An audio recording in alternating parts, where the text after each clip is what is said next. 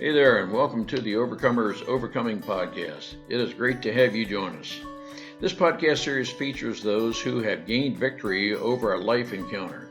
With that life experience, we encourage those who are experiencing something that might seem to be insurmountable. We advance and encourage others by passing forward evaluated life experiences. We have three objectives in this podcast series. We want to encourage those who are engaged in any type of life encounter by offering to walk with you to help you gain victory over anything that might seem impossible. We want to share our experience to help you. Our second objective is to help you develop a confident resolve that there are multiple options to get past any life obstacle. It's a matter of thinking into the situation. Our third objective is to help you with critical thinking skills.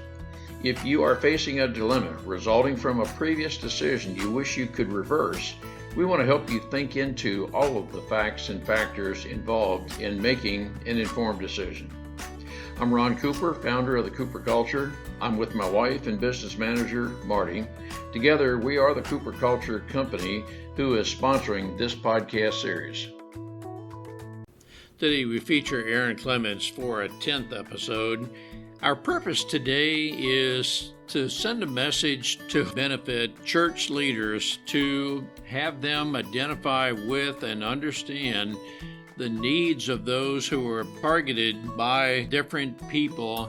In Erin's case, she was the wife of a sexual addicted husband. She wanted the church to reach out to her, empathize with her, help her through a life trauma that at the time had her life in a total chaos. She was uncertain how to recover and move forward.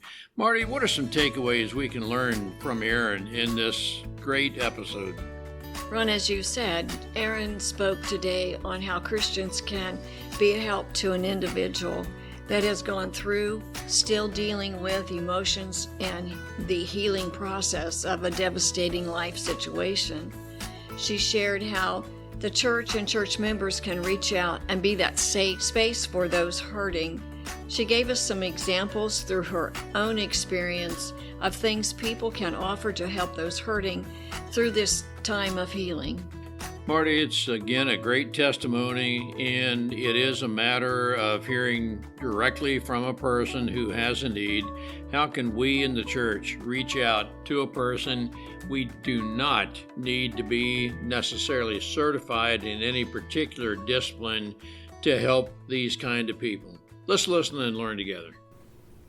Erin, on behalf of our listeners, thank you for joining us again. The 10th episode. You've got a great life story, albeit possibly you would say if you had the opportunity to relive it, you would live it differently.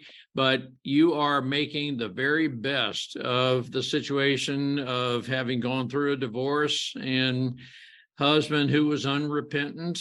There was a time in your life, as you described it, your life was in a total chaos and you experienced trauma, but you're on the positive side of that now. Welcome back. And we're very interested in continuing your life journey as you have picked up the pieces and are moving forward. Thank you. It's so good to be back. Erin, I think today it would be good to target pastors, leads of churches, leaders, whatever your position, could be deacon, elder, whatever capacity you have in the leadership role. Marty's and my heart goes out to you. There was a time when you described yourself as your life was in a turmoil. You had experienced a trauma. Your life was in a chaos. And I think we all want to be able to turn somewhere and be able to have genuinely empathetic people within our sphere of influence. I don't think there's anything about you that would want to garner sympathy, but I do believe empathy is appropriate. Wonder if you could use that as a general theme for this podcast. How can we maybe identify people in need and be able to reach out? There's some people who may think, well, I'm not qualified to, and these kinds of things. That's a very broad opening, but start anywhere you'd like with that.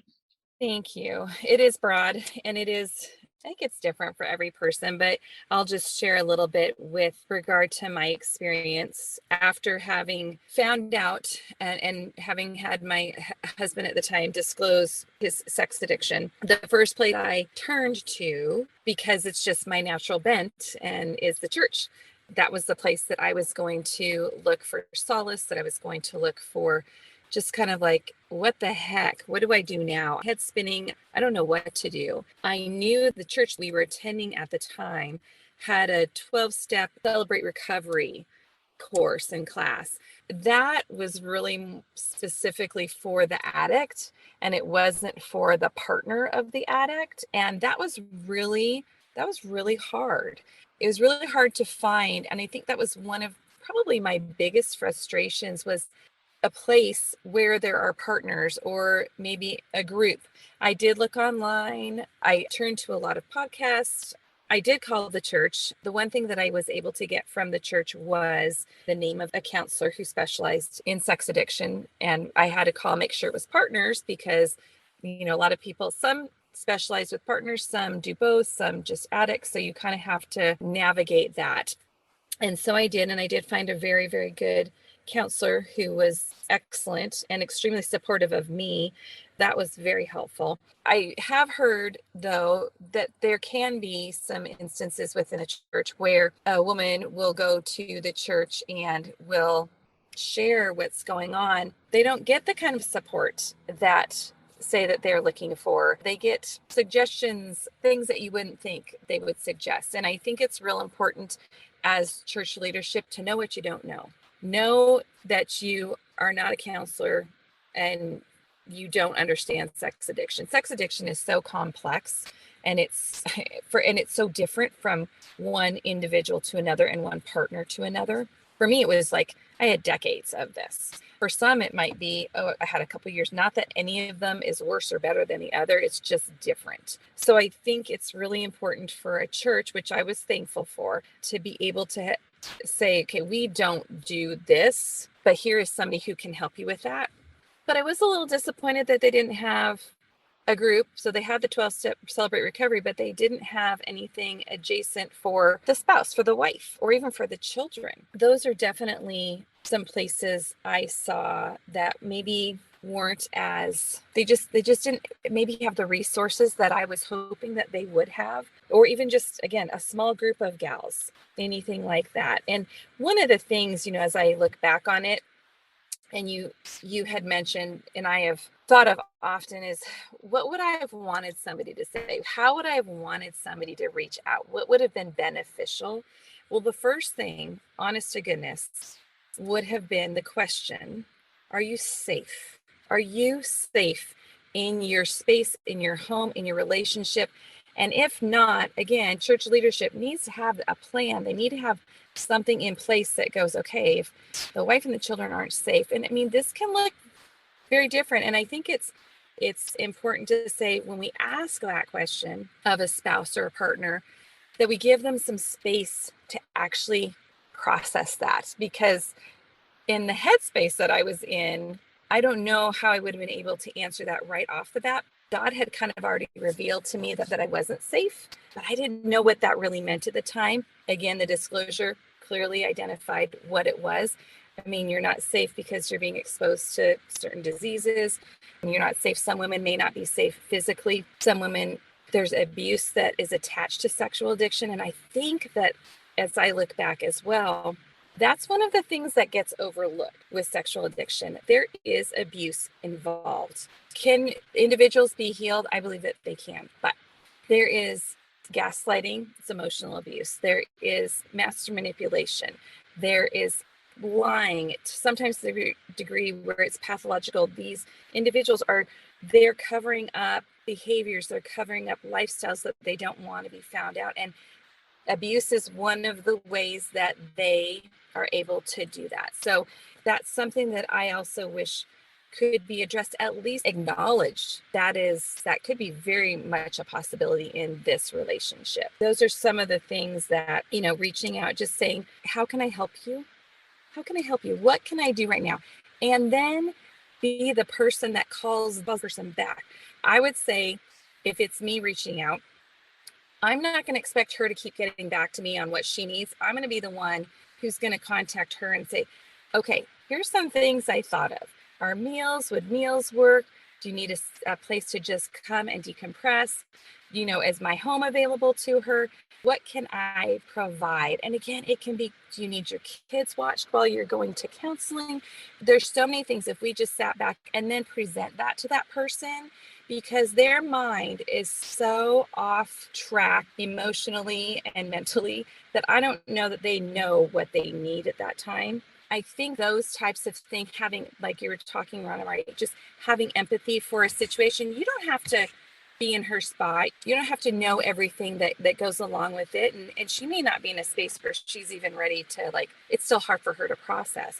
But to be able to just provide something and maybe present something for her to go, oh gosh, that would be great, or that would be nice. It is hard to kind of accept those things. And I would say keep asking because I know that at times I haven't always been the best at receiving. I would just say, keep at it. Maybe you want to follow her lead, and you want to, because we don't know how much people know or who knows what, or if there has been a disclosure. So, but I think just reaching out, if they do share with you that, one, are you safe? Two, how can I help you?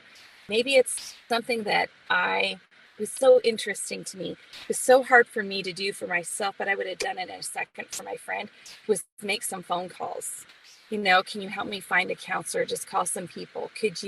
I've got some calls to make, or, I would have loved to help my girlfriend. I've got a couple of girlfriends that have since gone through similar things, but not exactly. And just to be able to help them with whatever, maybe they need their house cleaned. And, those are simple things that we just maybe think are too simple, but can really help her figure out what she needs to figure out and give herself some space to really process what's going on. Erin, you basically answered my question. A place to go, have a plan. The church people have a plan or have a program. If they need to leave their house, have a place or be available, like you said, to help out.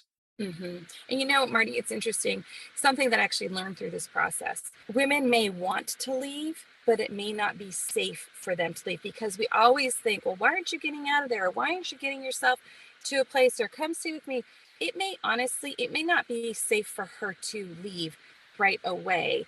Or if she has children, what is that supposed to look like? But I think giving her, come over to my house for the afternoon while the kids are in school, just get out of the space. And like you're saying, decompress. I've got in my home, I've got a whole upstairs that I would love to have, as women need it. They can just go hang out up there all day if they wanted to, or spend the night if they needed some space. So yeah, there are definitely things that we can do, but I just would say don't overlook the simple things. Don't overlook the simple things, because those things can be overwhelming when you're in that space of trying to process everything that's been going on. Keep cleaning your house. I mean, oh my gosh, it took just to get the energy to do that was like crazy. But yeah, creating a safe place for them would be huge. And a place where, like I had shared, I know in a few of the earlier episodes, my little tribe of gals, a place where you're not telling them to stay or go. You're really allowing God's space to work in her life and with counseling and with all those things, but to just walk with her through it, no matter what the outcome is, whether we agree, just walking with her through that and letting her know you're there. There was nothing more comforting for me than to know at any time. I had 3 girls I could pick up the phone and call at any moment. If one wasn't there, the other would be there. And that was just hugely just comforting to know that I had that. And again, they were like, whatever you decide, whatever God is leading you, and however that works, but we're here for you. We're here for you. I'm thinking in the place of senior pastor, church leaders, that they're thinking, we don't have a certified therapist, counselor, anything like that in our church. My response to that would be, no, we don't expect that necessarily, but for the hurting spouse, male or female, I think it's a matter, and let me know if I'm not thinking correctly. I think it's a matter of, Erin, we've got your back. We will find the counselor. We can make some calls on your behalf.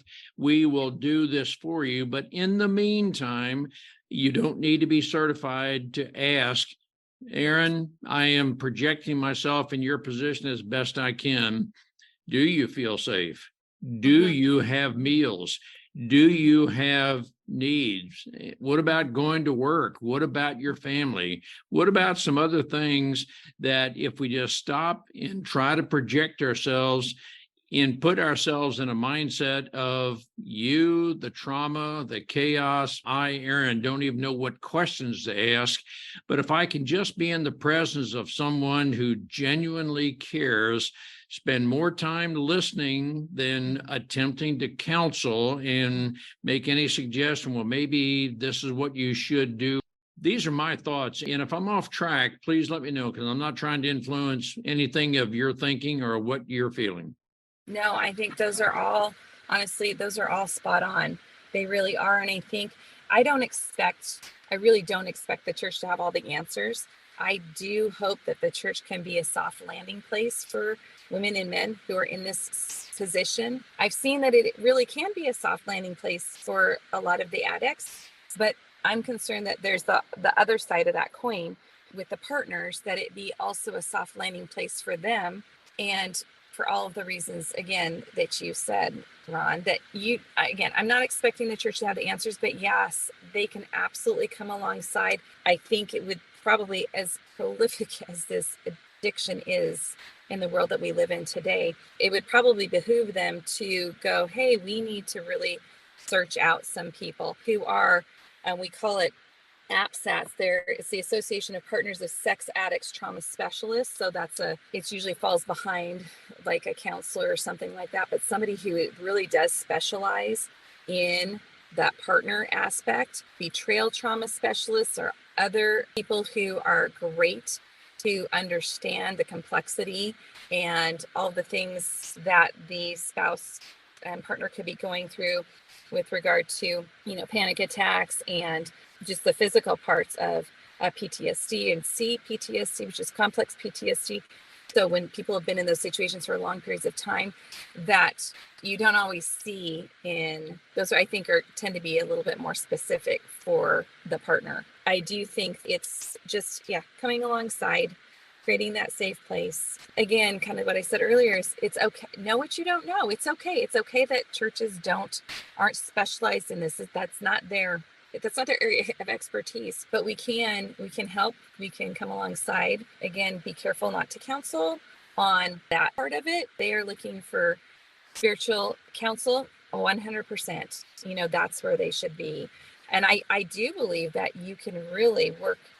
It can work well if you have a certified counselor that specializes in this, as well as a spiritual pastor, person that is willing to kind of walk alongside you there and to be able to see that as well. For the senior pastors or other leaders who may be listening to us, I am not an advocate that the senior pastor or that senior person is the person who must do, right. But rather, if you equip your church knowing various things can happen, there may be a person, maybe a team of people who are particularly adept at problem solving, and problem solving might be, we have a parishioner, we have a person in need, and hey, this is all brand new to me, but I'll think into this, I'll think through it, I'll find the right people. I think the comfort we can provide people in our congregation is just know, Erin and others of the world, we are, I'm going to use the term, a one-stop shop. You don't need to wonder if we're doing something, just know. We will follow up with you. We will follow through, let you know the progress and so forth. But in the meantime, we want for you to feel safe until we can connect you with the person you feel comfortable with, maybe certified and so forth. I want you to know, and I want you to have the solid comfort. We are working this, and I don't want for you to think you're just wondering, is anybody doing anything and that kind of like. I'm expressing a little bit of myself, but it is a matter of, I use the term customer service, but I do think it's a matter of empathy that, Erin, I've never experienced what you're experiencing, but I can certainly empathize with your feelings. I want to know just from our heart, just how we can best reach out to you, meet your needs. If you come away knowing we will together together being a very operative term. We'll work into this. We'll work through it. Hopefully, you will feel this is a trauma, and you expressed it very well in previous episodes. It took you at least 6 months to overcome the trauma, the emotions, and feel, well, gosh, maybe I'm starting to put some sort of order into my life. But it is a matter of others surrounding ourselves with you, empathizing. And again, together, we're your support team. We're going to get through this. I also want to say there may be some churches that just say, we don't have those people. But if they did their research and they had Christian therapists that we know this person can help you. And I'm not saying we couldn't help to be educated in that field. We don't have anybody here, but this person can help. And I think that would be a good source of information for people that are going through something like this. At least they would know this church is helping. Yes. And I think that's true, Marty. Just having a list, these are the people we have vetted. These are the people that we know. They are good. They're Christians. They're in these, they fit these, they check these boxes. And then, you give them the names, and don't expect the church to have all those qualified, certified people within their four walls and within their staff. No, we can be the hands and feet of Jesus. We can be the hands and feet of Jesus to these people. That doesn't take any qualification other than to love them right where they're at. Let's purpose in our heart to engage with each other. Christ's admonition to bear one another's burdens is operative in this case. Many times we think too often, I have not experienced what you're experiencing. I do not know what to say or do. Let me encourage you. Listen. In many cases, those who are hurting are not reaching out for an answer. They merely want to talk out whatever is hurting them. It is therapeutic. It is known to be very helpful to have a person just express their feelings. They're not seeking solutions as much as they are just having the freedom to express their feelings, knowing they're talking with a person who represents a safe space. By doing so, they're relieving some of the pain, the tension, the stress they're experiencing, and in doing so, they are freeing up the devil's work in the mind to allow Christ and his wisdom to work in and through us and the person with whom we're interacting. Let's purpose to engage. Let's purpose to be empathetic. Work with those who are hurting. Christ's admonition to bear one another's burdens.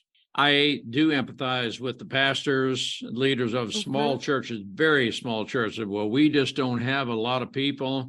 I get that. The other part of that is somehow, some way, we'll work through this. We'll find it. And what I don't want to have happen is for you to say, well, we're such a small church, I can't get any help here. You're kind of left in the wilderness, so to speak. I would hope a church of any size, led by any number of age people, would say, Erin, you don't need to go outside this church. We're going to work this within.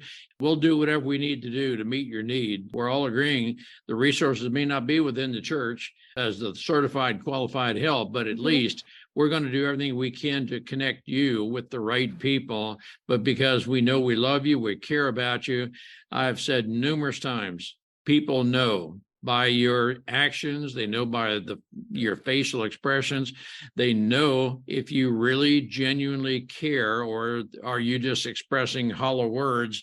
And it's that genuine care that I'm advocating right now. 100%. I agree 100%. Yep. And so, Erin, you're on the positive side now, but it's been quite a while. It's been a life journey. It's been a couple of years, something, and I forget the exact time frame, but you have found the support team, and it was the support team that you needed, I think you would say. And again, I don't want to try to project words you would not say, but I think it's the support team that has been a large, very positive impact for you, that has helped you through a period of time in your life, as you described it earlier, Man, it is total chaos. I have no idea. I mean, I'm just spinning in circles right now mentally. Mm-hmm.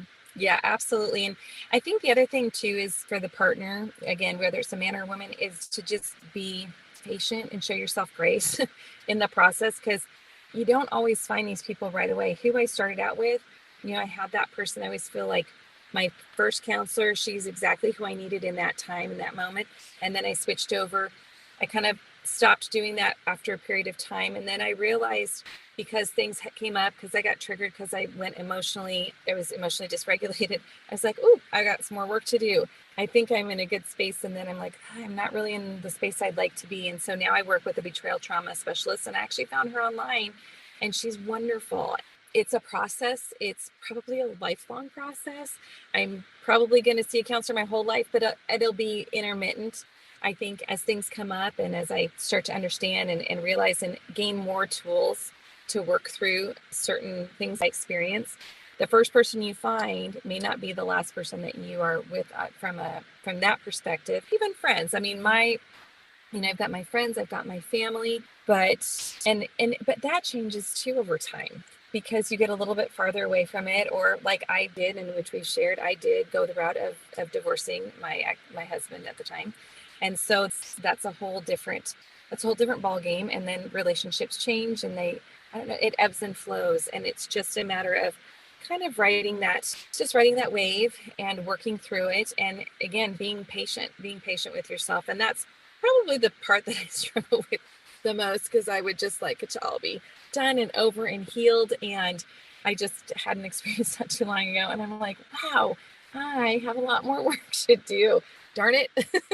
I just have to embrace it, and I just receive it and go, okay, didn't know that I needed to work on that. I do now know that. So I shift my focus and I go and work on that, and it's good. It's a lifelong process. It really is. Mm-hmm.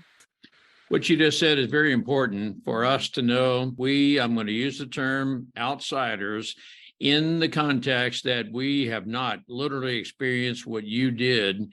What you are saying is that as you go through this life journey of recovery, your emotional needs change. You may define and redefine yourself, any number of things, but let's say the emotions you had 2 weeks ago may not be the same as you're having today.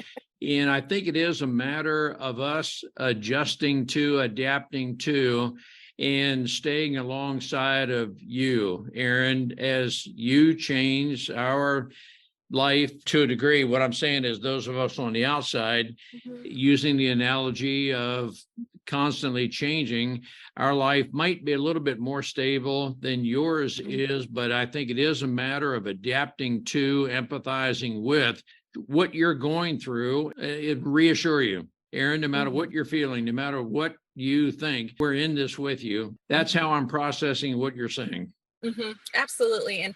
And those people, I mean, I know my crew, I know my family, I know my kids, I know my closest friends, and it's great too. And I don't know that we've talked too much about this, but God puts us in these places. God allowed this in my life. So God allowed it for a reason. And that's to help other people. And so now God has been bringing women into my life who, I just had a conversation with somebody, met up with somebody that I knew from a long time ago.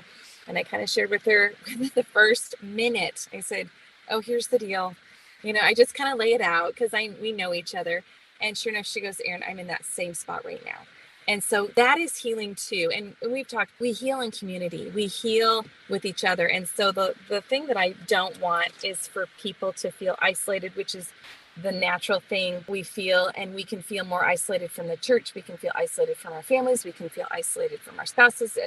All of that can take place, but we really need, that's why what we're talking about is so important. We really need our church family. We really need our family. We really need our friends to come alongside, because that's truly, I mean, there's literature and there's statistics that show when we heal, we heal faster, but healing in community is so much, I don't know, that's how we heal, is we heal not by isolating ourselves, but by being with other people.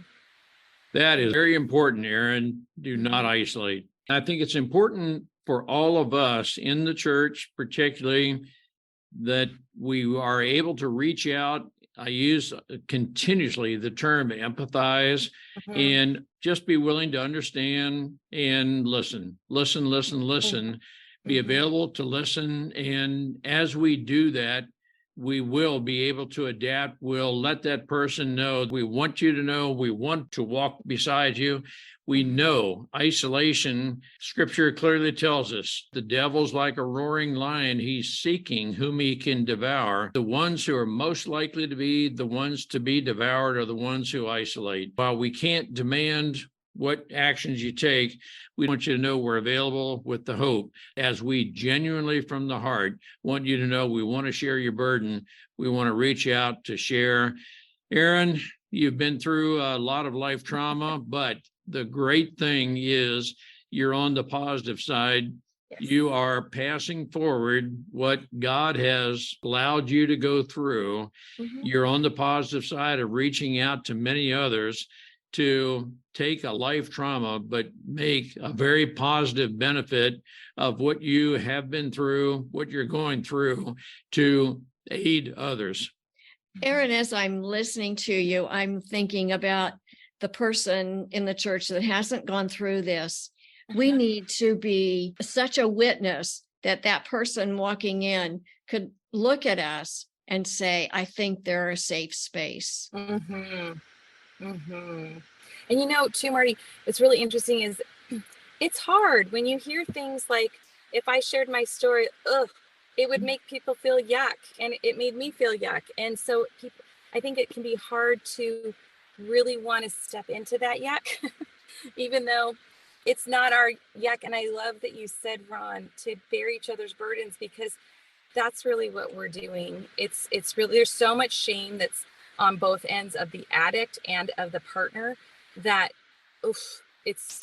you're even like, I was thinking about as I was preparing for this, every time I heard somebody else new, whether it was from the church or a circle of friends, it made me just sick to I had a pit in my stomach. I was just crying. There's so much shame. And yet I thought, well, gosh, but this isn't my shame. This isn't something I chose, I would have chosen. And yet it attaches itself to us. And that's some of the stuff that can cause us to isolate.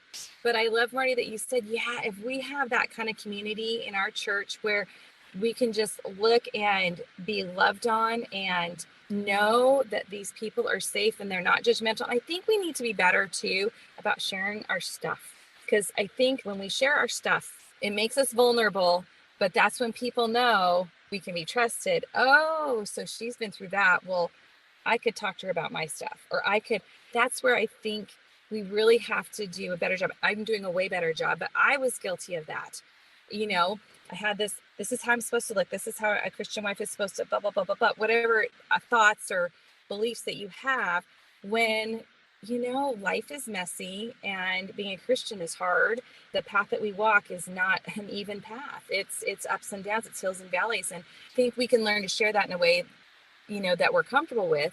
But when we do those things, I do believe we open ourselves up to helping others and being a place where people can feel safe. And I know my daughter had shared with me that when she has shared with some of her friends some of the things that have gone, how she experienced what went down.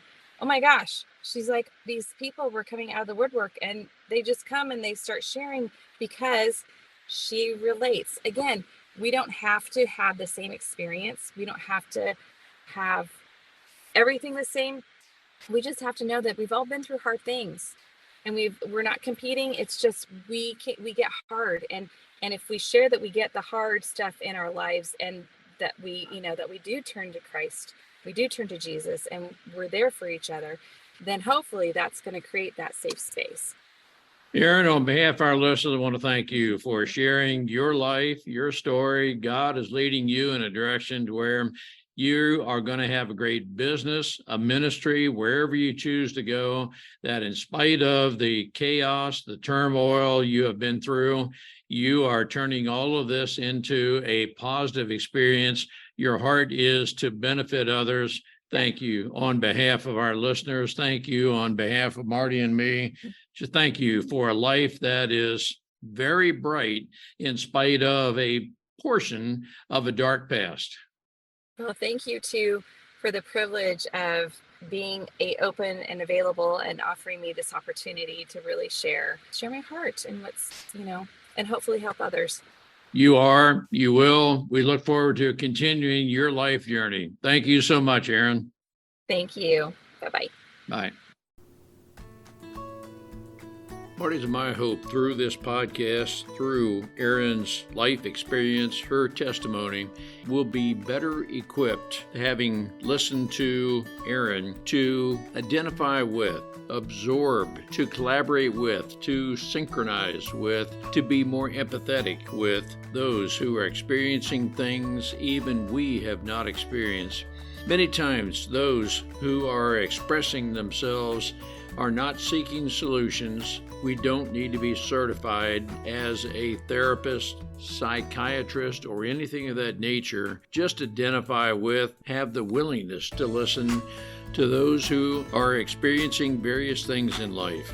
As we listen to a person, we might be able to identify better the certified help they need, they want. The psychotherapist, the other people who are trained in various professions to help them through the situation they're dealing with. But first and foremost is to demonstrate the heart of compassion. We do want to help. Many times, the very first thing, as Erin said, is, are you physically safe? Do you have meal support? Those needs met, the very basic needs of meals, of stress, of being able to talk through. As we meet those very basic needs, we're able to help that person think into and think through what they need to progress from where they are to where they want to be. As Erin very aptly described, there was a point of nearly 6 months of turmoil in her life, the chaos, the mental chaos she was experiencing, that was difficult for her to be able to sort through and make sense of what she's experiencing, to where she's able to recover, move on, and experience the gratified life that many of us do have, but it's a matter of helping that person through their current situation. I want to encourage you to engage with people, think beyond, I have never been through what this person is experiencing, but rather, as we are simply empathetic and willing to listen, many times that's what the person needs most. Coaching. Everyone can benefit from coaching. It is a matter of positive thoughts to think through, think into. That's critical thinking, but many times past or current events are keeping us from living the life that God created us to have. Marty and I are certified life coaches through the Maxwell Leadership Certified Team. Let's get together, have a 30-minute complimentary conference call to demonstrate to you how we can benefit your life to help you through whatever you're experiencing at the moment to live that vibrant life. Contact us at ron@thecooperculture.com or Marty, M-A-R-T-Y, at thecooperculture.com. We hope we can warrant a 5-star rating with this podcast series. We hope you will want to subscribe and benefit from interacting with each other. We hope you'll want to share this podcast with your Facebook friends, your LinkedIn connections, your Instagram and Twitter communities. The more we share with each other, the greater the opportunity we'll have to share life experiences and reach out to others who are hurting and maybe being held back by any of the current circumstances. I'm a keynote speaker and would welcome the opportunity to speak with your group on evaluated life experiences to relate to your team, how we can better work together through team building. Look for me on espeakersplural.com. Search for Ron Cooper, F4 Pilot. Love to have the opportunity to speak with your group to work with you to benefit others in a way that advances others to live the life God created us to be. I look forward to working with you.